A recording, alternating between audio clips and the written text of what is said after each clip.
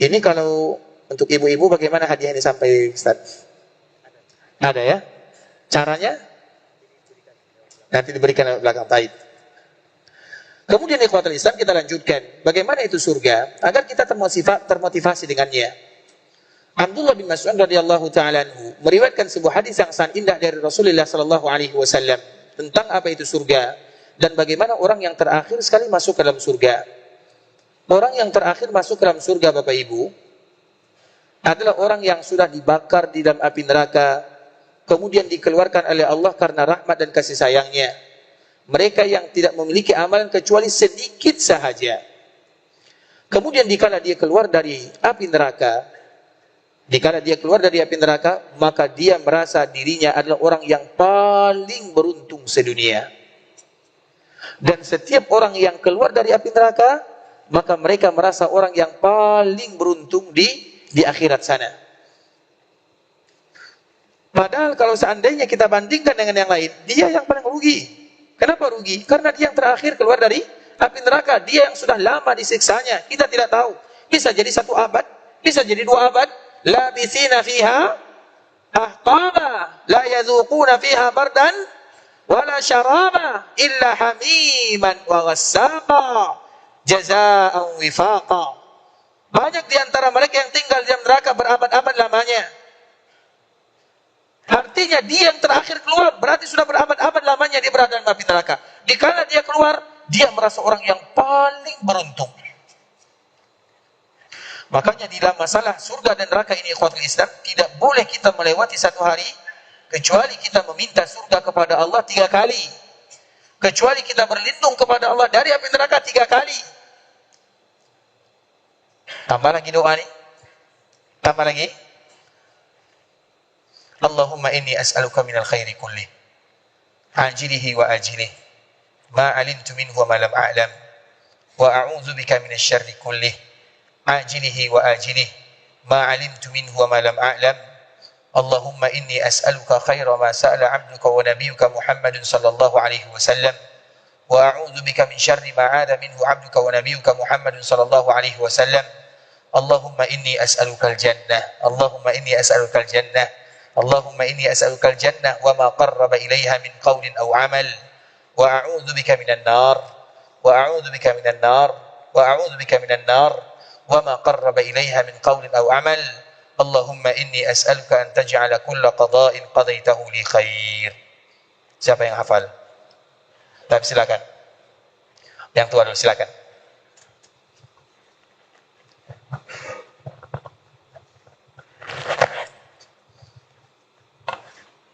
Allahumma inni as'aluka minal khairi kullihi ajilihi wa ajilihi ma alimtu minhu wa ma lam a'lam. Wa a'udzu bika minasyarri kullihi ajilihi wa ajilihi ma 'alimtu wa ma lam a'lam. Allahumma inni as'aluka min khairi ma sa'alaka nabiyyuka wa 'abduka wa nabiyyuka wa a'udzu bika min syarri ma 'adza bihi 'abduka wa nabiyyuka. Allahumma inni as'aluka al-jannata wa ma qarraba ilaiha min qawlin aw 'amalin. وأعوذ بك من النار وما قرب إليه من قول أو عمل وأسألك أن تجعل كل قضاء قضيته لي خيرا. Masya Allah, barakallahu fiik ya, Masya Allah. Syakarallahu lakum hafizakumullah. Kalau seandainya kita tidak hafal ikhwatul Islam, cukup bagi kita mengucapkan Allahumma inni as'alukal jannah wa ma qarraba ilaiha min qawlin aw amal wa a'udzu bika minan nar wa ma qarraba ilaiha min qawlin aw amal. Karena orang yang paling beruntung itu adalah orang yang selamat dari api neraka dan masuk ke dalam surga. Nah, orang tadi karena dia keluar dari api neraka, dia merasa dirinya adalah orang yang paling beruntung. Kemudian dikala dia dimandikan keluar dari api neraka, dimandikan di sungai haya, di sungai kehidupan, maka dia duduk termenung tanpa ada kawan, tanpa ada keluarga, tanpa ada saudara. Kemudian dikala dia berada di sana dalam keadaan kesendirian, kesepian, maka di saat itulah diperlihatkan kepadanya ada sungai, ada pohon. Dia pun bermohon kepada Allah, ya Allah, dekatkan aku dengan pohon tersebut agar aku bisa bernaung di bawahnya dan menikmati keindahan sungainya. Kemudian Allah Subhanahu wa taala mengatakan, wahai fulan, bukankah aku sudah mengeluarkan kamu dari api neraka? nanti kalau seandainya aku kabulkan doamu, apakah kamu akan meminta yang lain? Maka orang ini saking menginginkan dekat dengan pohon tersebut, dia mengatakan, ya Allah, aku tidak akan pernah meminta yang lain kepadamu. Maka Allah kabulkan permintaannya. Kemudian setelahnya, dikala dia bernaung di bawah pohon yang sangat indah, menikmati sungai yang begitu indah, maka dia kembali diperlihatkan oleh Allah, ada pohon yang lebih indah, sungai yang lebih indah. Maka dia pun kembali memohon, tidak tahan hatinya. Ya Allah, dekatkan aku dengan pohon ini, agar aku bisa menikmati keindahannya, bernaung di bawahnya, menikmati sungai-sungainya. Apa kata Allah? Wahai fulan, bukankah tadi kamu sudah berjanji tidak lagi meminta yang lain? Maka hamba ini kembali meminta kepada Allah, ya Allah, berikan, berikan, berikan. Kemudian Allah kembali mengabulkan. Kemudian diperlihatkan yang lebih indah lagi, dia minta lagi, Allah kabulkan lagi. Itulah Allah Subhanahu wa ta'ala. Kemudian ikhwatul Islam, di saat itulah diperlihatkan kepadanya surga. Kemudian dia mengatakan, dikala mendengarkan kenikmatan yang ada di dalamnya, canda tawa, kebahagiaan, dia pun mengatakan, ya Allah, dekatkan aku dengan surga. Dia tidak mengatakan masukkan aku, tapi dekatkan aku ke dalam surga. Allah kembali mengatakan, bukankah kamu tadi sudah mengatakan tidak akan lagi meminta yang lain? Dia kembali mengatakan, ya Allah, berikan atau dekatkan aku dengan surga. Kemudian Allah kabulkan lagi. Kemudian setelah mendekati surga, mana bisa tahan? Kita saja menengok durian tidak tahan ya, apalagi menikmati keindahan surga. Di saat itulah dia mengatakan, ya Allah, masukkan aku ke dalam surga. Maka dia pun dimasukkan ke dalam surga. Sebelum dia masuk ke dalam surga, dia yang menawarkan kepada Allah, atau dia yang meminta kepada Allah. Namun dikala dia masuk surga, Allah yang menawarkan nikmat untuk dirinya. Sudah mulai berbalik ceritanya. Tadi dia meminta kepada Allah, ya Allah, dekatkan aku, agar aku bisa seperti ini. Dikala dia sudah masuk surga, tidak lagi seperti itu ikhwatul Islam. Tapi Allah yang menawarkan. Siapa dia? Orang yang paling terakhir masuk ke dalam surga. Dan orang yang paling terakhir keluar dari api neraka. Setelah dia surga dikunci untuk selama-lamanya, neraka ditutup untuk selama-lamanya, maka Allah menyebutkan, la yaslaha illa al-ashqa. Tidaklah berada di dalam api neraka kecuali betul-betul mereka yang jahat dan celaka. Wal'iyadzubillah. Kemudian ikhwatul Islam, jika dia masuk ke dalam surga, maka dia ditawarkan oleh Allah. Apa tawaran Allah kepadanya?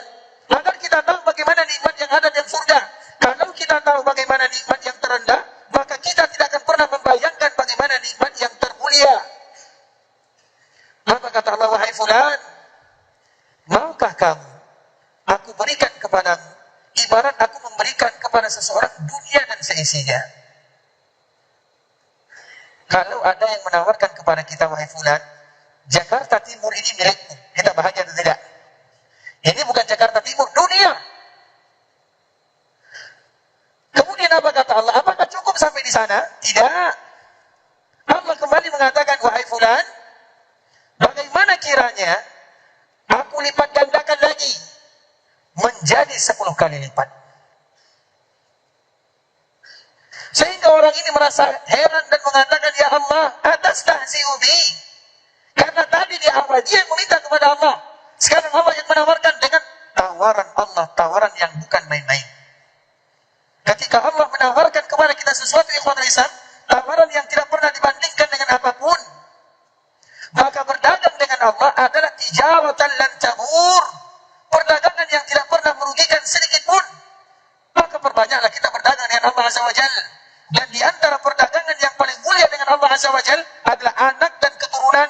Itu tanggung jawab kita bersama. Kemudian ikhwatul Islam, orang ini kembali mengatakan, ya Allah, atastahzi'u bi. Apakah engkau bercanda denganku? Maka di saat itulah, ini hadis Nabi ya, fadhahik, Allah Subhanahu wa ta'ala tersenyum dengan mendengarkan kalimat orang ini. Dan dikala Nabi meriwayatkan hadis ini, Nabi juga tersenyum. Dan kemudian Nabi bertanya, tidakkah kalian bertanya kepada aku kenapa aku tersenyum? Maka para sahabat bertanya, kenapa engkau tersenyum ya Rasulullah? Maka Nabi mengatakan karena Allah tersenyum dikala menawarkan. Karena orang ini merasa kaget, tidak mungkin rasanya aku mendapatkan nikmat seperti ini. Ibarat dia punya dunia, kemudian diberikan 10 ganda. Tidak mungkin rasanya. Kemudian Abdullah bin Mas'ud mengatakan, dikala kami meriwayatkan hadis ini, kami juga tersenyum. Maka setiap kaum muslimin yang mendengarkan hadis ini wajib tersenyum. Agar kita tahu siapa Rabbul Izzati wal Jalalah. Itu adalah kenikmatan surga yang paling bawah. Kita punya dunia dan dilipat gandakan menjadi 10 kali. Bagaimana dengan para nabi, bagaimana dengan para rasul, bagaimana dengan orang-orang yang saleh, bagaimana dengan orang-orang yang bertakwa, bagaimana dengan orang-orang yang mulia, maka tidak akan pernah terbayangkan itulah surga. Dan salah satu tiket yang paling indah kita masuk ke dalamnya adalah mewarisi anak-anak yang saleh dan saleha. Maka disebut dengan meraih mahkota surga. Kemudian ikhwatul Islam, semua kita tentunya memiliki cita-cita yang sama. Sudah masuk waktu ya? Berapa menit lagi? Masih 5 menit atau 4 menit? Tapi ikhwatul Islam, tentunya kita menginginkan bagaimana anak kita menjadi anak-anak yang saleh, anak-anak yang diridhai oleh Allah Subhanahu wa taala, agar mereka menjadikan kita ibarat seorang raja dan seorang ratu di dalam surga Allah Subhanahu wa taala. Makanya di dalam riwayat yang disampaikan oleh Nabi sallallahu alaihi wasallam, kalau seandainya ada orang tua yang mendapatkan mahkota surga, begitu juga dengan ayah dan ibunya mendapatkan mahkota surga di dalam surga, begitu pahala yang mereka dapatkan, kira-kira bagaimana pahala yang didapatkan oleh anak tersebut. Maka anak ini ikhwatul Islam merupakan wasilah yang paling indah untuk menuju surga Allah Subhanahu wa taala. Tentunya bagi kita yang diberikan keturunan oleh Allah Subhanahu wa taala. Sedangkan bagi kita yang belum diberikan keturunan oleh Allah Subhanahu wa taala, semoga Allah berikan kepada mereka keturunan yang saleh, yang saleha, yang berbakti, yang mardiyah, kemudian yang thayyib dan thayyibah. Kemudian ikhwatul Islam, tentunya kita bertanya, bagaimana caranya agar kita mendapatkan anak yang saleh? Di antara cara yang pertama ikhwatul Islam adalah kita menjadi orang yang saleh. Kita dulu jawabannya. Ada sebuah riwayat yang sangat indah ikhwatul Islam yang bersumber dari Muqatil bin Sulaiman. Ini merupakan salah seorang ulama generasi terdahulu, tapi dia bukan generasi salaf atau bukan generasi sahabat atau tabi'in atau atba'ut tabi'in, tapi yang datang setelahnya. Kemudian Muqatil ini pernah didatangi oleh salah seorang pemimpin kaum muslimin, namanya adalah Abu Ja'far Al-Mansur, salah seorang khilafah yang memimpin kaum muslimin di masa Abbasiyah. Ketika Muqatil ini menemui raja ini atau menemui Abu Ja'far Al-Mansur, maka Abu Ja'far ini mengatakan, ya Muqatil, a'izni, berikan kepadaku nasihat. Kemudian apa kata Muqatil? A'izuka bima sami'tu am bima ra'aitu. Wahai baginda raja, aku memberikan kepadamu nasihat, apakah yang aku dengar atau yang aku lihat? Maka Abu Ja'far mengatakan, aku ingin mendengarkan nasihat darimu dari apa yang kamu lihat. Artinya dari pengalaman, karena pengalaman adalah nasihat yang terindah. Maka di saat itulah Muqatil bercerita tentang dua orang raja. Yang pertama Umar bin Abdul Aziz, yang kedua Hisham bin Abdul Malik. Kedua-duanya adalah sama-sama pemimpin kaum muslimin, tapi mereka memiliki cerita yang berbeza, bertolak belakang. Bagaimana ceritanya? Kita azan dulu ya. Masih ada azan? 1 menit nanggung disambung ya.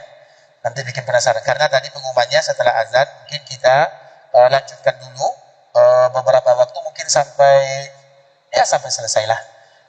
Kemudian nanti kita baru tanya jawab. Kemudian setelahnya baru kita sholat berjamaah. Baik, barakallahu fikum.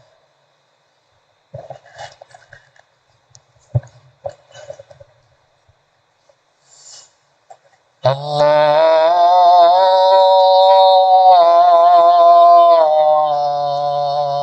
Akbar, Allahu Akbar. Allahu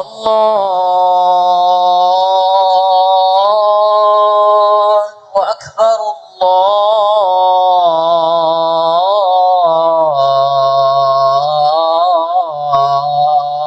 Allahu Akbar. Asyhadu an la ilaha illallah.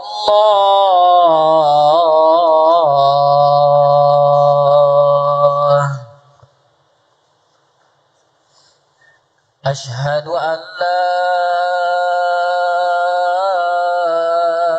ilaha illallah.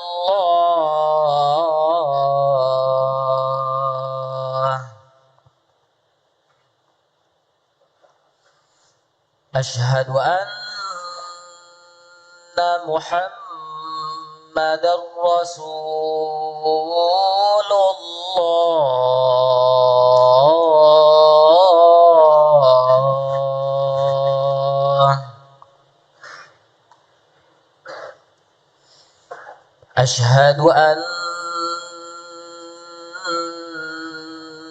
Muhammadar Rasulullah.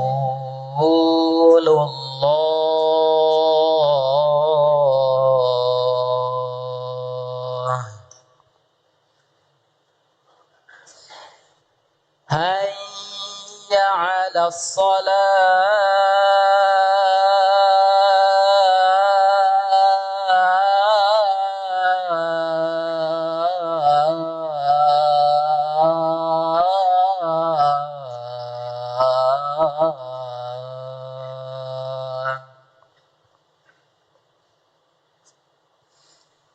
Hayya 'alas salah.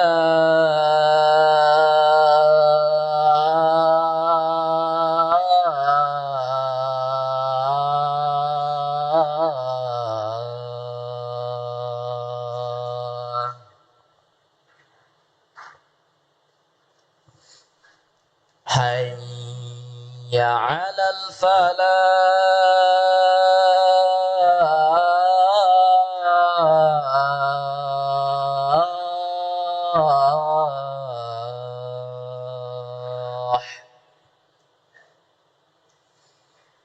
Hayya 'alal falah.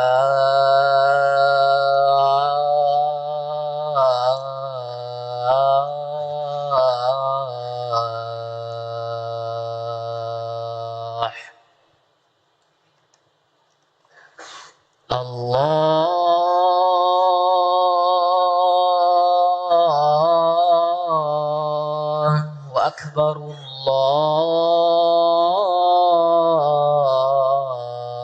Allahu Akbar. La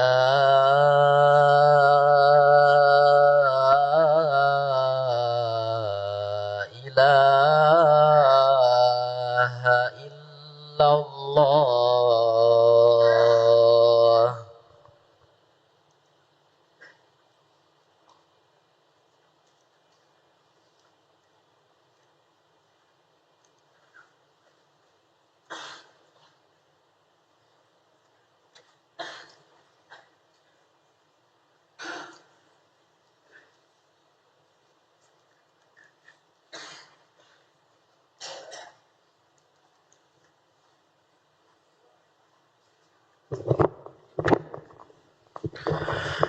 Bismillahirrahmanirrahim. Alhamdulillahi ala ihsanih wa syukru lahu ala taufiqihi wa amtinanih wa ashhadu an la ilaha illallah wahdahu la syarika lahu ta'ziman li sya'nih wa ashhadu anna Muhammadan abduhu wa rasuluhu da'i ila ridwani wa sallallahu wa sallim ala nabiyyina wa habibina wa mustafana wa maulana Muhammad ibn Abdillah sallallahu alaihi wasallam. Ikhwatul Islam, kita semuanya mengetahui dan kita selalu mengulang dan mengulang serta mengulangnya bahwa di antara salah satu keutamaan majlis ilmu adalah Allah Subhanahu wa taala menurunkan malaikat-malaikatnya. Wa haffathumul malaikah, orang yang berada di rumah Allah Subhanahu wa taala, malaikat akan turun. Dan malaikat tidaklah turun kecuali membawa rahmat dan kasih sayang. Dan ketika malaikat turun, itu adalah momen dikala kita berdoa kepada Allah. Maka berdoalah sebanyak-banyaknya dengan tahmid, dengan istighfar, dengan tahlil, dengan bermohon kepada Allah. Dan di antara salah satu doa kita bersama, agar Allah memberikan kepada kita anak yang saleh dan salehah, yang akan membawa kita menuju surga Allah Subhanahu wa taala. Sebelum kita lanjutkan, ini ada pertanyaan kepada khusus untuk ibu-ibu ya. Nanti mungkin kalau ada ibu-ibu yang menjawab, maka bisa mendapatkan 1 atau 2 buku di bawah. Pertanyaannya, siapa di antara mereka yang paling banyak keturunannya? Karena banyak keturunan, banyak ya mendoakan. Makanya di dalam agama Islam dianjurkan kita banyak keturunan. Karena banyak keturunan, banyak yang mendoakan. Nah, ceritanya ini ikhwatul Islam, tadi yang kita sebutkan masalah nanti dikoordinasi ya di bawah ya. Karena ini pertanyaan yang mudah dijawab. Dijawab dengan fakta. Bukan dijawab dengan hafalan. Kalau kita laki-laki dengan hafalan, kalau di bawah dengan fakta. Baik. Kita kembalikan kepada kisah Muqatil ini. Dikala Abu Ja'far Al-Mansur memintakan nasihat, berikan kepadaku nasihat yang kamu perhatikan, yang kamu saksikan dari pengalaman hidupmu. Maka apa kata Muqatil? Aku bercerita kepadamu wahai khalifah tentang 2 orang khalifah sebelummu. Yang pertama Umar bin Abdul Aziz, yang kedua Hisham bin Abdul Malik. Kedua-duanya punya anak yang jumlahnya 11. Siapa di sini anaknya 11? Atau yang lebih dari 11? Ada? Berarti masih kalah dengan Khalifah Umar bin Abdul Aziz. Tapi ikhwatul Islam, Umar bin Abdul Aziz, dia punya anak 11. Kemudian, dikala beliau wafat, maka dia memiliki warisan. Berapa warisannya? Kurang lebih 18 dinar. 1 dinar sekarang berapa? Anggaplah 3 jutaan. 1 dinar 3 juta. Berarti dia punya 18 dinar warisannya. Berapa kira-kira warisannya kalau dikalikan ke rupiah? Berapa yang ahli berdagang? Mana? Berapa? 64 apa? Siapa yang angkat tangan? 54? Betul, 54 juta. 3 juta dikali 18. 54? Baik, Masya Allah.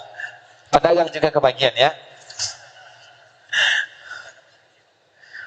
Yang di bawah sudah ada yang menjawabnya, mungkin dikasih ya, Masya Allah. Jadi yang banyak anaknya, Masya Allah. Semoga. Silakan. Sekarang bicara atau? Sekarang silakan.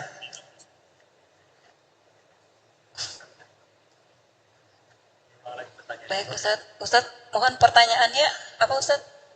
Baik, pertanyaannya, apa tadi pertanyaan Ustaz? Kita lupa.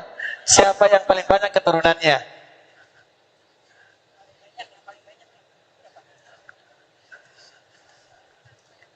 Kalau bapak-bapak mah tidak tahu.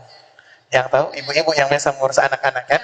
Kalau dari saya sendiri jawabannya yang paling banyak keturunan itu perempuan. Masya Allah. Maksudnya jumlah yang dimiliki ya Ustaz ya? Iya. Anak ibu berapa? Anak saya 6. Masih ada yang bisa? Yang lebih lagi? Dari 6. Berapa ibu? 7? Masih bisa naik lagi? 10, ada yang 10, ada yang lebih dari 10. Ini ada khusus dari panitia nanti ya? 14. Oh, ada yang 10. 11 ada 11? 11 ada nggak Umahat? Di atas 10? Mana tadi yang 10 Ibu? Ustadz, sepertinya yang paling banyak 10. Masya Allah, ya sudah kasih semua buku sama dia. Alhamdulillah. Masya Allah, barakallahu fiik. Semoga semuanya menjadi anak-anak yang saleh dan salehah dan juga anak-anak semua kaum muslimin. Nah, kita lanjutkan kepada Muqatil ya, kepada Abdul Aziz. Umar bin Abdul Aziz anaknya 11. Ketika dia meninggal, dia tadi meninggalkan warisan sebanyak 18 dinar. Kemudian ikhwatul Islam, 5 dinar untuk kain kafannya. Berarti berapa sisa hartanya? 13. 4 dinar untuk perkuburannya. Berapa sisa harta warisannya? 9. Pertanyaan untuk yang tadi menjawab, masih disambung. Anaknya 11, sisa hartanya 9 dinar. Kira-kira satu anak mendapatkan berapa dinar?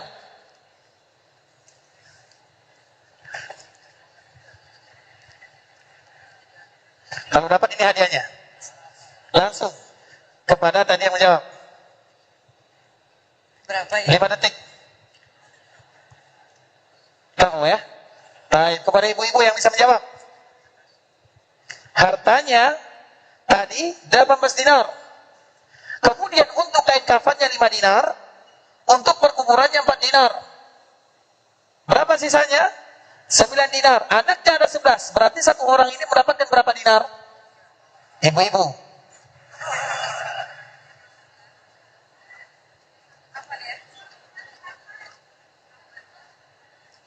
Sebentar Ustaz, ada yang mau menjawab. Silakan. 1 juta dinar. Masya Allah, ini hadiahnya Masya Allah. Macam mana hadiahnya sampai ya? Kalau ibu-ibu menjawab pasti benar, walaupun salah.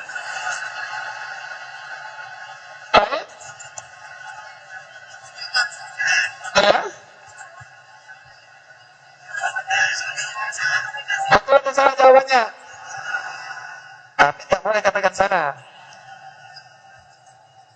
Kurang tepat. Kurang tepat. Berapa jawabannya? Berapa? 0,8 dinar. Artinya satu orang anaknya tidak mendapatkan warisan tidak lebih daripada 1 dinar. Coba bayangkan anaknya 11, warisannya tinggal 9 dinar. Lalu 1 dinar itu 1 keping. 1 keping. Anaknya tidak mendapatkan 1 keping. Bahkan itu adalah Umar bin Abdul Aziz. Kemudian khalifah yang kedua namanya adalah Hisham bin Abdul Malik.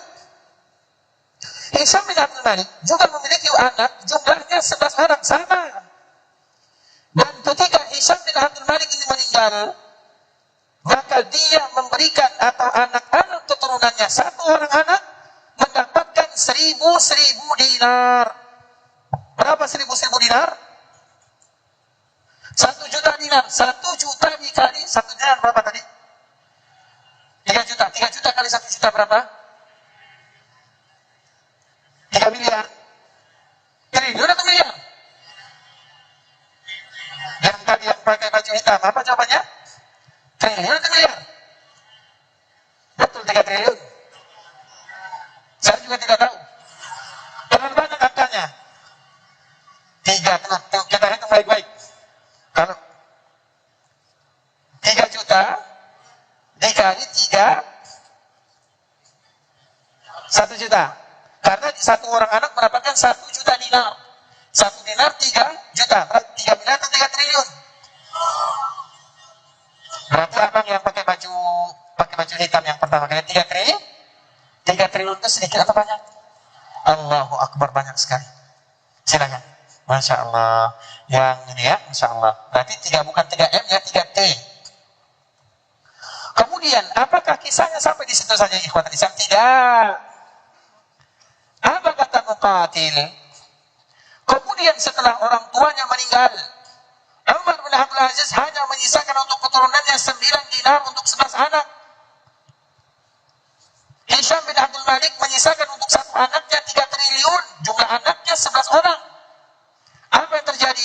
Setelah orang tuanya meninggal sudah lama meninggal, maka Muqatil mengatakan, aku menyaksikan anaknya Umar bin Abdul Aziz ada di antara mereka yang bersedekah untuk berjihad di jalan Allah, keperluan berjihad di jalan Allah Azza wa Jal, lebih daripada 100 ekor kuda. 1 ekor kuda berapa harganya sekarang? 20 juta. Terlalu murah untuk perang. Saya saja ada punya kuda di kampung, minimal 150. Baik, silakan.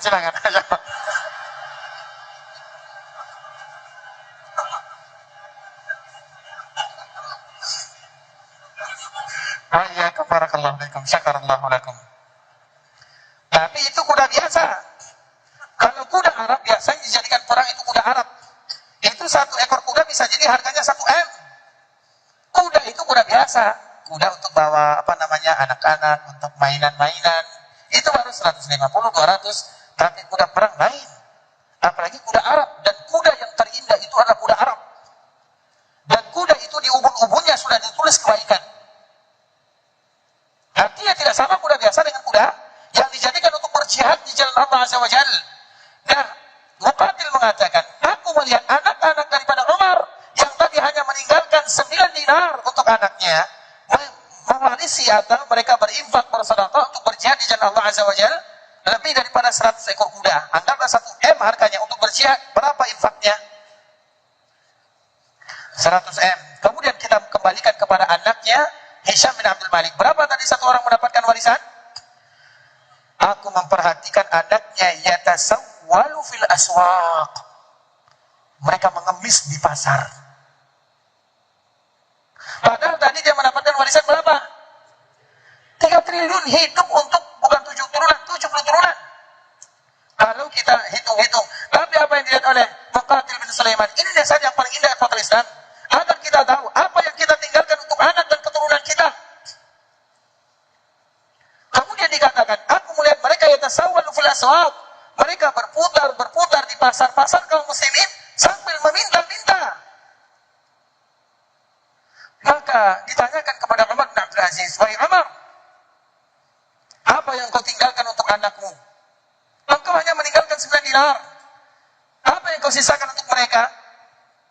Maka Umar bin Abdul Aziz sebelum dia meninggal mengatakan, taraktuhum ala taqwallah. Aku tinggalkan mereka agar mereka selalu bertakwa kepada Allah Azza wa Jalla. Maka itu merupakan di antara wasiat yang harus kita tulis. Tulis wasiat. Hai anak-anakku, kalau seandainya ayahmu, ibumu meninggal, bertakwalah kepada Allah Subhanahu wa taala. Kalau seandainya wasiat ini kita sudah tuliskan, cukup bagi kita menulis wasiat. Kenapa demikian? Apa kata Umar bin Abdul Aziz? Karena dengan takwa mereka akan menjadi anak yang saleh. Dan kalau anak saya adalah anak yang saleh, wallahu yatawalla salihin. Allah akan menjamin hidup rezeki orang-orang yang saleh. Aku tidak pernah mengkhawatirkan kehidupan mereka. Kalau mereka saleh, Allah yang menjaminnya. Kalau Allah yang menjaminnya, maka selesai. Wa in kanu ala ghairi dzalik, kalau seandainya mereka tidak saleh, maka aku tidak mau harta yang aku tinggalkan untuk anak dan keturunanku menjadi mereka berbuat maksiat kepada Allah Subhanahu wa taala. Karena seorang hamba tidaklah berbuat maksiat kecuali dengan nikmat yang ada pada dirinya. Kalau seandainya aku tinggalkan kepada mereka harta yang banyak, kemudian mereka tidak saleh, aku tidak mau membantu mereka untuk berbuat maksiat dengan harta yang aku tinggalkan. Sehingga Allah menjaga anak dan keturunannya. Umar bin Abdul Aziz, cucunya Umar bin Khattab radhiyallahu ta'ala anhu, dikala mendengarkan nasihat yang berharga ini ikhwatul Islam, sebenarnya nasihat ini untuk kita bersama. Semua kita memikirkan anak dan keturunan. Yang kita pikirkan anak dan keturunan, maka yang pertama kali harus kita pikirkan adalah bagaimana mereka menjadi hamba-hamba yang bertakwa. Bagaimana solusinya? Maka kita dulu yang harus menjadi hamba yang saleh dan bertakwa kepada Allah Azza wa Jalla. Maka disitulah Allah Subhanahu wa taala menceritakan di dalam Al-Quran, di dalam surah Al-Kahfi, ada cerita pertemuan Nabi Musa dengan Khidir, pertemuan yang sangat indah, cerita yang sangat menarik. Di antara salah satu ceritanya, wa ammal jidaru fakana li ghulamain yatimain fil Madinah. Jadi Nabi Musa dan Khidir alaihi wassalam. Khidir ini ada yang menyebutkan dia seorang wali, ada yang menyebutkan dia seorang nabi. Bagaimanapun Nabi Musa dan Nabi Khidir adalah orang-orang yang paling mulia. Tapi kalau seandainya kita bandingkan di antara mereka berdua, maka tentu yang paling mulia adalah Nabi Musa alaihi salam, karena beliau adalah Nabi ulil azmi. Kemudian dikala mereka bertemu, dan itu atas perintah Allah Subhanahu wa taala. Dan ini diceritakan oleh Imam Bukhari, kenapa Nabi Musa harus mencari Khidir? Karena Nabi Musa pernah ditanya, wahai Musa, apakah ada orang yang paling pintar di dunia melebihi daripada kepintaranmu? Maka Nabi Musa mungkin tersilap di dalam mengucapkan kata-kata. Dia menyebutkan, mungkin tidak ada. Maka di saat itulah kita harus tahu, yang pintar, semua kepintaran itu hanya diserahkan kepada Allah Subhanahu wa taala. Karena ilmu hanya diberikan sedikit sahaja. Wa ma utitu minal ilmi illa qalila. Sedangkan hikmah itu diberikan keluasan di dalamnya.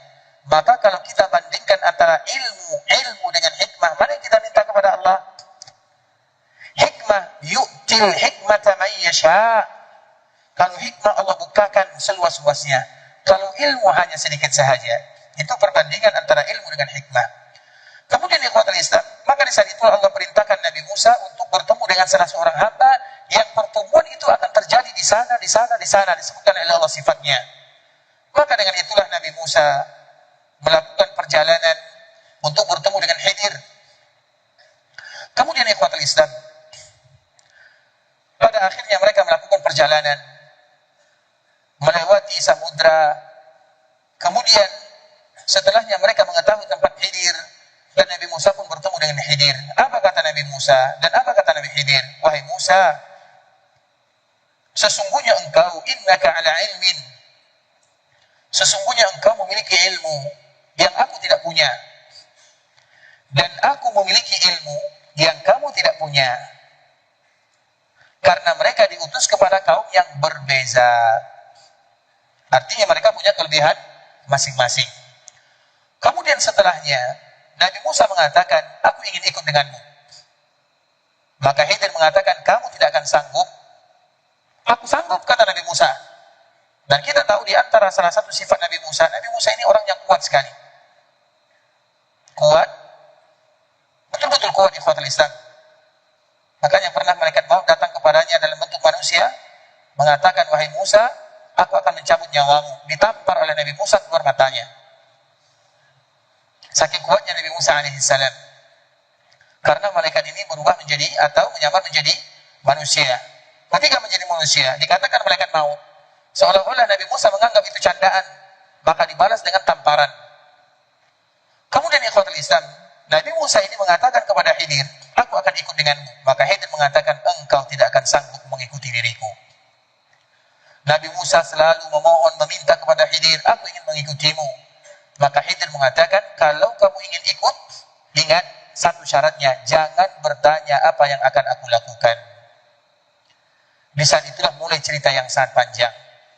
Pertama, mereka memakai perahu, kemudian dibocorkan perahunya. Yang kedua, dia menemui atau mereka menemui anak kecil yang sedang bermain, dibunuh anaknya. Dan yang ketiga, mereka memasuki suatu kampung, kemudian ingin dijamu, tapi orang kampung tersebut adalah orang yang paling pelit. Sehingga pada akhirnya mereka harus memperbaiki rumah-rumah yang ada di sana. Salah satu rumah yang ada di sana. Setiap kali Khidir melakukan sesuatu, Nabi Musa tidak bisa sabar. Wahai Khidir, kenapa kamu bocorkan perahu ini? Wahai Musa, bukankah aku sudah mengatakan kepadamu, jangan kamu bertanya, engkau tidak akan sanggup. Maka Nabi Musa minta maaf, aku tidak akan bertanya lagi.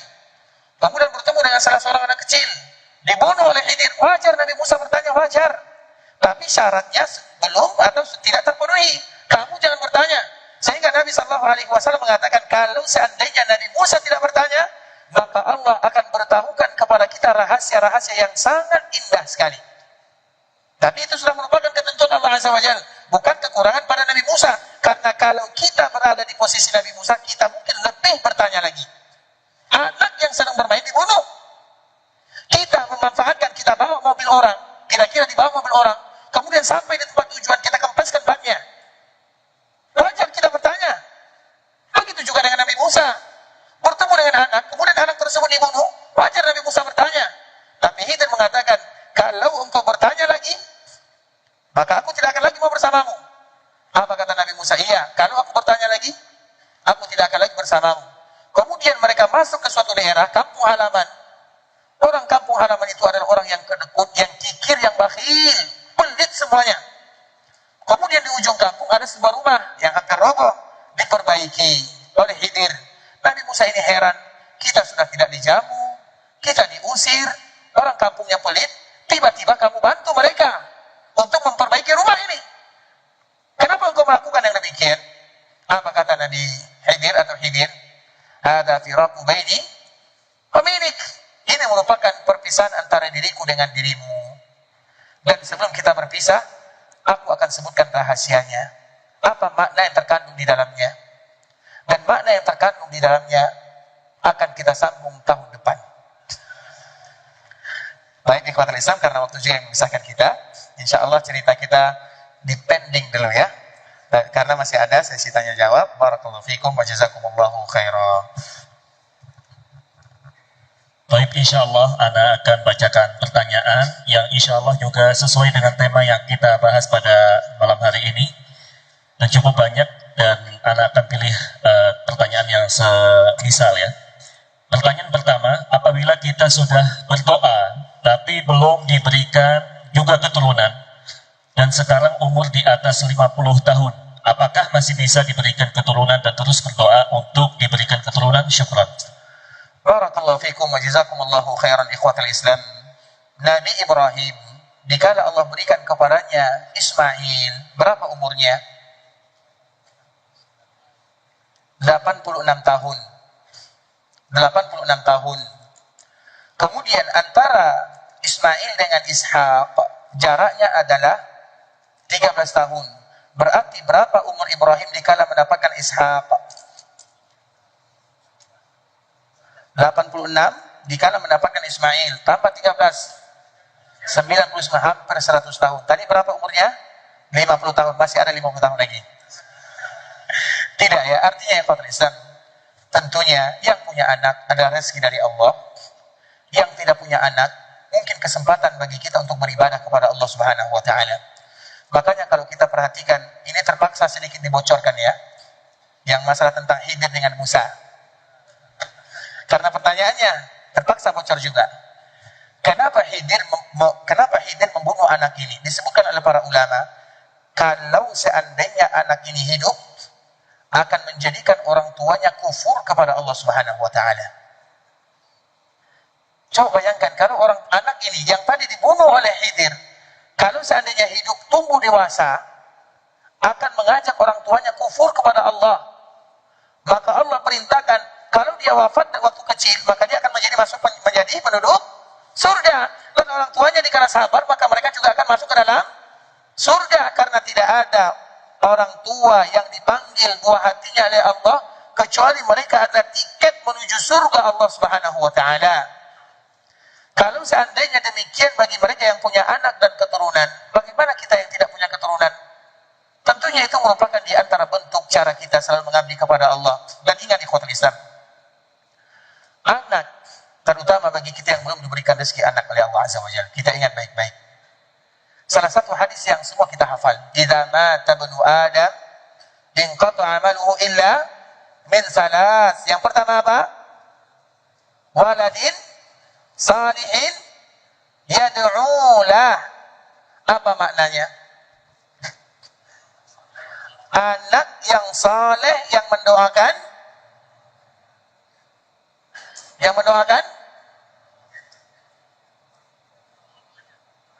mendoakan dirinya, bukan mendoakan orang tuanya.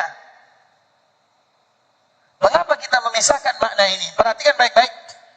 Ini kabar gembira bagi kita bersama. Di dalam bahasa Arab, ini apa bahasa Arabnya? Kitabun atau al-kitabu? Kitabun atau al-kitabu?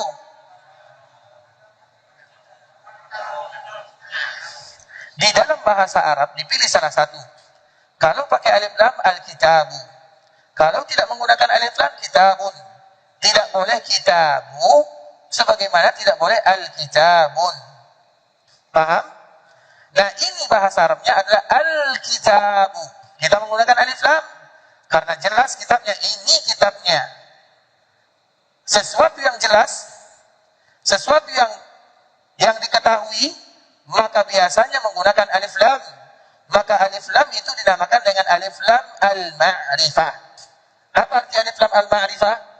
Ma'rifah, sesuatu yang kita ketahui, itu alif lam al-ma'rifah. Kalau kita mengatakan kitabun, mana kitabnya? Allahu a'lam. Bisa jadi kitab ini, bisa jadi yang ada di tangan kita, bisa jadi ada di antara yang tangan yang lain. Kitabun, bebas. Disebut dengan nakirah. Nakirah itu sesuatu yang tidak jelas, nakir. Maka ada di dalam perkuburan namanya malaikat Munkar dan Nakir. Apa maknanya? Malaikat yang tidak pernah kita mengetahuinya, karena memang di perkuburan tidak ada orang dalam di sana. Tidak ada wasilah. Tidak ada yang namanya dikala ditanya oleh malaikat, wahai fulan bin fulan, siapa Rabbu? Maka dijawab nama gurunya. Tidak ada ceritanya. Makanya disebut dengan Munkar dan Nakir. Munkar dan Nakir itu tidak ada yang kenal. Jangan sok-sok kenal. Maka disebut dengan Munkar. Munkar itu tidak ada yang tahu. Dan dia tidak mau tahu. Yang dia hanya ingin tahu, kalian jawab pertanyaanku. Makanya tidak boleh bercanda dalam masalah ini, ikhwatul Islam. Ini masalah alam barzakh. Banyak kaum muslimin yang bercanda dengannya. Nanti kalau kita berada di alam barzakh, kalau ditanya siapa malaikat, siapa Tuhanmu, siapa nabimu, apa agamamu, jawab saja fulan bin fulan. Itu canda namanya. Tidakkah kalian tahu nanti kalian akan menyaksikan siapa itu Munkar dan Nakir? Maka disebut dengan Munkar dan Nakir. Tidak ada kita yang mengetahuinya, dan dia juga tidak mau tahu tentang kita. Yang dia ingin tahu kita benar jawabannya. Maka disebut dengan Munkar dan Nakir. Kemudian ikhwatul Islam, kenapa disebut dengan Munkar? Karena kita tidak kenal. Dia juga tidak mau kenal dengan kita. Disebut dengan Munkar. Itulah artinya Munkar dan Nakir. Maka diambil dari bahasan nakirah, sesuatu yang tidak jelas. Dan biasanya kalau nakirah tidak menggunakan alif lam. Kitabun, kita kembalikan kepada hadis Nabi, waladin salihin yad'ulah, anak yang saleh yang mendoakan dirinya. Apakah di dalam hadis ini Allah mengatakan anak kalian? Apa makna waladin saleh? Apa maknanya?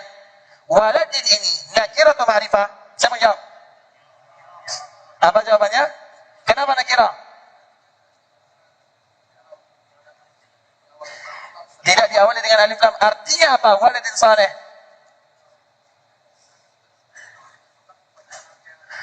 Bisa jadi anak fulan, bisa jadi anak orang. Nah, itulah dia jawabannya. Masya Allah, barakallahu fiik. Apa makna daripada hadis Nabi? Waladin saleh, anak yang saleh. Anak siapa? Karena tidak semua orang punya anak. Kemudian ketika dia tidak punya anak, berarti tidak ada kesempatan anak soleh mendoakan dirinya. Tidak, masih banyak kesempatannya. Karena Nabi tidak pernah mengatakan anakmu, tapi Nabi mengatakan anak yang sah, baik itu anakmu atau anak hasil didikanmu atau anak yang kamu sekolahkan. Kalau mereka menjadi anak yang saleh, maka mereka adalah anakmu. Sehingga orang yang belum diberikan rezeki anak oleh Allah, masih banyak anak-anak kaum muslimin yang mereka butuh kasih sayang. Ambil 1, 2, 3, sekolahkan mereka. Kalau mereka berhasil, maka mereka akan ingat siapa orang tua yang menyekolahkan dirinya. Berarti itu adalah anak kita. Itulah caranya. Dan banyak sekali ceritanya ikhwatul Islam. Dan cerita yang paling indah adalah kisah antara Imam Abu Hanifah dengan muridnya yang bernama Abu Yusuf Al-Qadi. Ceritanya 2 tahun lagi lah. Tidak mungkin kita ceritakan di sini ya, karena tidak mungkin, masih banyak pertanyaan yang lain. Silakan. Assalamualaikum Ustaz. Pertanyaan saya, untuk menjadikan anak yang soleh tentu tidak cukup dengan menjadikan diri kita menjadi ayah yang soleh, tapi juga butuh seorang ibu yang solehah yang melahirkannya dan akan mendidiknya. Pertanyaan, bagaimana cara mencari atau mengetahui perempuan yang solehah dan baik akhlaknya, dan bagaimana doanya Ustaz?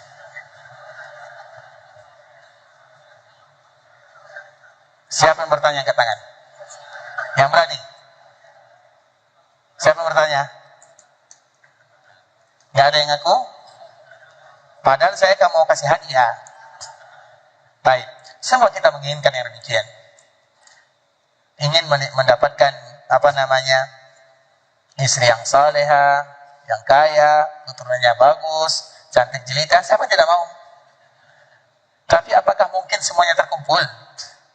Mungkin atau tidak? Mungkin saja, mungkin tidak. Tapi tidaknya lebih mungkin.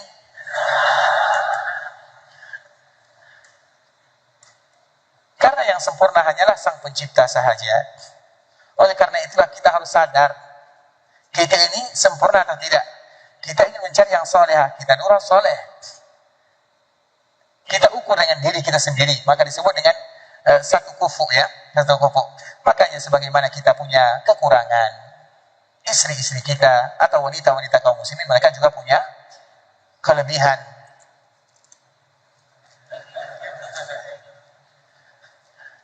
Banyak para ulama yang mungkin istrinya menyakiti dirinya. Ini kita belajar dari kisah-kisah saja ya. Ada salah seorang ulama yang betul-betul disakiti oleh keluarganya, oleh istrinya, disakiti. Kadang orang merasa kasihan kepadanya dan dia bersabar. Imam Ahmad menikah dengan Ummu Abdillah. Imam Ahmad memiliki anak satu bernama Abdullah. Di antara salah satu anaknya ada Abdullah yang terkenal. Kemudian dia dipanggil dengan Abu Abdillah. Maka kalau seandainya kita perhatikan riwayat-riwayat dari Imam Ahmad, maka dikenal dengan ya Abu Abdillah, wahai Abu Abdillah. Dia bersama istrinya selama 40 tahun. Dan dia tidak pernah mengatakan, tidak pernah ada masalah dia dengan istrinya selama 40 tahun. Kita sudah 4 hari, sudah ada masalah. 4 bulan, apalagi 4 tahun, Allahu Akbar. Itu perkara yang biasa ikhwatul Islam. Dan kami pernah membaca sebuah kalimat yang sangat indah ya. Kalimat tersebut, kalau didengar bahaya. Posisi kita.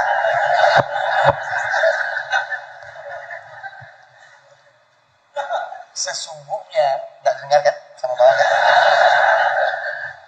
Sesungguhnya di antara sifat wali-wali Allah, mereka diuji dengan lisan istrinya. Kita wali Allah atau tidak?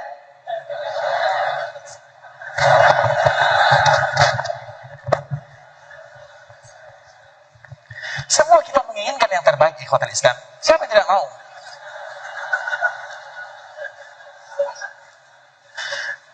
Maka oleh karena itulah, berkaca kepada diri, ketika kita ingin mendapatkan yang terbaik, maka usahakan yang terbaik. Kita belajar dari para nabi. Nabi ada juga yang istrinya tidak sepakat dengannya. Banyak juga yang sepakat dengannya. Maka keluarga itu ada suami, istri, sepakat. Ada sama-sama tidak sepakat. Ada istrinya yang lain, ada suaminya yang lain. Semuanya sudah dituliskan oleh Allah di dalam Al-Quran. Karena pertanyaan ini terlalu berat ya. Baik, silakan yang lain. Baik, pertanyaan berikutnya, izin bertanya Ustadz, bagaimana caranya agar selalu sabar menasihati suami yang suka lama di kamar mandi, terkadang sampai main HP, bisa 1 jam lebih, dan juga bagaimana hukum membaca komik manga berbahasa Inggris dengan alasan mengasah bahasa Inggris. Jazakumullah khairan. Bisa dilewatkan pertanyaannya, karena nanti kalau dijawab kena kita semua. Baik, bagaimanapun ikhwatul Islam, caranya mudah saja. Yang pertama, matikan internetnya. Selesai. Dengan matikan internetnya, atau potong kabelnya, atau cari-cari yang lain. Semoga Allah mudahkan bagi kita bersama. Baik. Bismillah, tolong nasihati kami Ustadz, cara meraih surga bagi wanita yang tak bersuami, yang katanya kami dekat dengan pintu neraka. Astagfirullah. Barakallahu fikum ikhwatul Islam. Siapa yang mengatakan seperti ini? Wanita yang tidak bersuami mereka dekat dengan api neraka. Siapa yang mengatakan seperti ini? Waliyadzubillah. Di dalam surga itu ada bidadari atau tidak? Di dalam surga itu ada bidadara atau tidak? Ada juga. Walakum fiha ma tashtahi.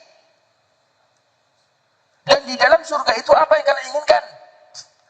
Banyak wanita yang tidak bersuami. Banyak alasannya. Yang pertama bisa jadi tidak ada yang melamarnya. Yang kedua bisa jadi sudah meninggal suaminya dan dia punya anak, tanggung jawab dia tidak mau menikah karena nanti takut anaknya dilahirkan. Banyak yang kita tidak tahu alasan seseorang tidak menikah, apalagi seorang wanita. Karena seorang wanita berbeza dari laki-laki. Kalau laki-laki itu harus menikah, perempuan juga harus menikah. Tapi kita lihat itu hukum alam. Perempuan lebih banyak daripada laki-laki, itu adalah hukum dunia. Makanya banyak kita menemukan wanita-wanita yang tidak bersuami. Banyak alasannya. Bisa jadi masih banyak bujang-bujang lapuk ya, yang belum melamarnya, atau alasan-alasan yang lain kita tidak tahu. Maka kalimat ini tentunya tidak demikian keadaannya. Wanita yang tidak bersuami berada di pintu api neraka, tidak. Banyak di antara mereka yang tidak punya bersuami, tapi mereka membuka kebaikan bagi sesama. Dia menghabiskan waktunya untuk bermunajat kepada Allah Subhanahu wa taala. Coba kita belajar dari istri-istri Nabi. Salah satunya Ibunda Aisyah. Aisyah menikah dengan Nabi berapa umurnya? 6 tahun. Bergabung dengan Nabi berapa umurnya? 9 tahun. Kapan 9 tahun? Kapan Aisyah bergabung dengan Nabi? Tadi baru dijawab, dia kan umurnya 9 tahun. Dan 9 tahun itu kapan? Ada yang tahu?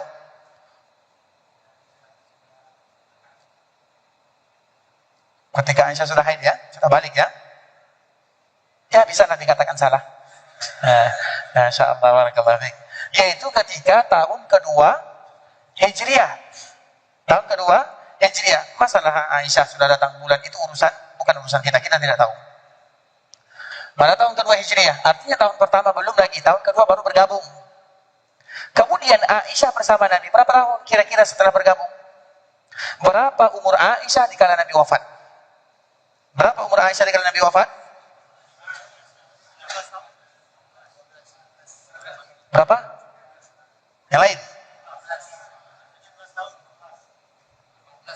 Berapa nak? Anak kita ya, yang pertama ya. 18 tahun. Kamu mau yang ini atau ini? Ini untuk Ustaz ya. Silakan nak. Masya Allah, barakallahu fiik. 18 tahun. 18 tahun Nabi sudah meninggal. Coba bayangkan, Aisyah itu ditinggalkan oleh suaminya umurnya masih 18 tahun. Lama sekali. Beliau adalah ummahatul mukminin, dan beliau adalah pemimpin wanita-wanita yang ada di dalam surga. Artinya beliau adalah pedoman bagi wanita-wanita kaum muslimin. Ditinggal oleh Nabi SAW, umurnya masih muda dan masih banyak lagi ikhwatul Islam. Jadi kalimat ini kayaknya kalimat wanita yang tidak bersuami, maka mereka akan masuk. Itu adalah kalimat yang mungkin kita kembali mengulang dan meralatnya. Barakallahu fikum. Baik, terakhir silakan. Bismillah, perkenankan menjelaskan kondisi saat ini anak-anak kami, yakni 2 laki-laki sudah balik dan bekerja, dan saat ini tinggal bersama pamannya yang non-muslim di luar kota. Adapun bapaknya telah meninggal dunia dan ibunya masih hidup. Mereka dipengaruhi oleh pamannya yang kafir, sehingga menjauhi ibu kandungnya yang muslim serta keluarga besar ibunya. Mohon doanya untuk anak kami. Pertanyaan, apakah ibu harus bertanggung jawab atas anaknya yang sudah dewasa ini, terutama dalam akidahnya? Dan bagaimana langkah yang sebaiknya diambil oleh ibunya? Jazakumullahu khairan. Barakallahu fikum ikhwatal Islam. Ini merupakan di antara salah satu perkara yang sangat sulit sekali ya. Dan tidak ada yang bisa kita lakukan kecuali bermohon kepada Allah Subhanahu wa taala agar Allah menjadikan anak dan keturunan kita adalah anak-anak yang istiqamah di dalam agama Allah Subhanahu wa taala. Apalagi dalam keadaan yang sangat sulit, diambil anaknya, bagaimana nanti dia bertanggung jawab? Bagaimana dia membelanjakan? Diberikan kepada pamannya akidah yang dipertanggungjawabkan, maka di saat itulah ambil resiko yang paling ringan. Dan tidak ada resiko yang paling ringan kecuali anak dikembalikan kepada ibunya, karena bagaimanapun iman tidak bisa ditawar dengan apapun. Iya, mungkin sekarang dia masih beriman kepada Allah, tapi semakin dewasa bisa jadi dia meninggalkan agamanya, dan itu adalah anak yang lahir dari rahim kita. Maka di saat kita ingin mengembalikan mereka kepada orang tuanya, usahakanlah dengan berbagai macam cara. Dan tidak ada cara yang paling indah kecuali mengadukan semuanya kepada Allah. Apalagi seorang wanita yang terzalimi, seorang wanita yang mungkin tidak bekerja, atau mereka bekerja hanya pas-pasan saja. Kemudian kalau diambil anaknya terlalu banyak tanggungannya, belum lagi musuhnya adalah paman anak daripada anaknya sendiri, maka itu bukan perkara yang mudah ikhwatul Islam. Tidak ada yang bisa kita lakukan kecuali bermunajat kepada Allah. Dan bagaimanapun pasti ada jalan keluar dari setiap masalah yang kita lakukan. Dan semoga Allah Subhanahu wa taala mudahkan seluruh urusan kaum muslimin. Ikhwatul Islam, saudara kaum muslimin, kaum muslimat, ikhwani akhwati rahimani wa rahimakumullah. Sampai di sini pembahasan yang bisa kami jelaskan. Yang benar dari Allah Subhanahu wa taala, yang salah dari diri kami pribadi karena kurangnya ilmu kami, karena kebodohan kami, karena kejahilan kami, karena ketidaktahuan kami. Kami mohon dimaafkan kalau ada kata-kata yang salah, kalimat-kalimat yang kurang tepat, bahasa-bahasa yang kurang bagus, penyampaian yang kurang berkenan, mohon dimaafkan.